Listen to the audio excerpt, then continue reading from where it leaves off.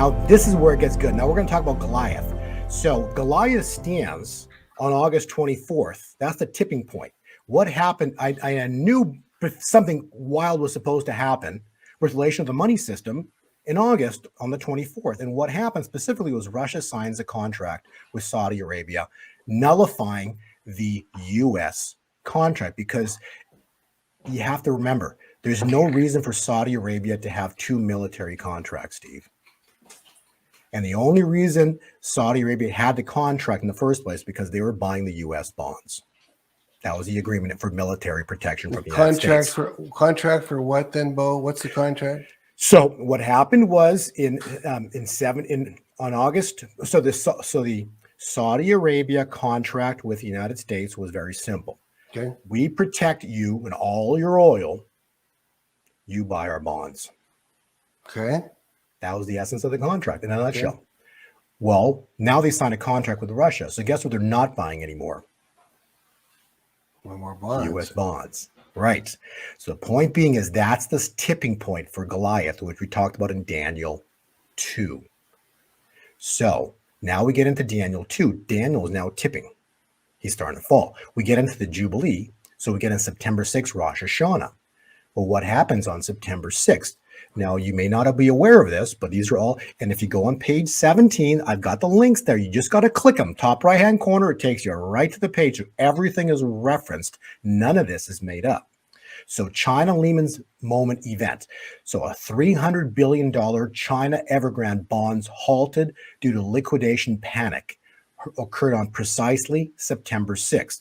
Why that's important? Because the Evergrande bonds are tied in with virtually every single country, and it's like one of the largest bonds contracts that go across the entire world. And this is Evergrande was just one massive private company in China that has been linked with it's. So one person described it, who knows who he's talking about, basically as the fire that leads to an explosion. Okay.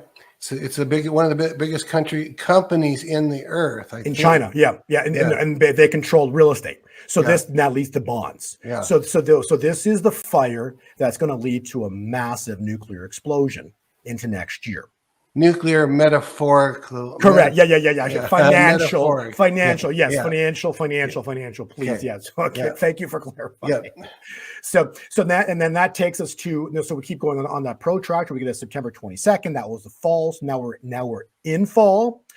20 days was the 16th. 40 days, 40 nights was the 16th, and now we're basically getting into the 21st with 45 days, and really we're getting into November 22nd. Remember on page 3, we talked about the math itself, the vortex math. So November takes us to November 22nd, which the statue of Goliath should have fallen on his face. So the financial system has a massive problem.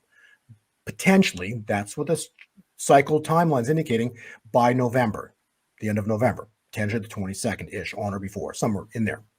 And then that leads into Goliath being fully upside down on its head 3 months later in February. Okay. So by that time, the bonds and everything should be massive problems. So first, there's the dollar debacle, then a bond event next year, which leads to just astronomical. And so basically, that's the fall of the financial system that's controlling everything. That then leads to the rise of God's kingdom. And though I'm going to take the wealth of the wicked and strip them of it, and I am going to give it to the church, saith the Lord. Our God, he's a God of time, and he's a God of seasons. And the Lord does nothing before first speaking through his servants, the prophets.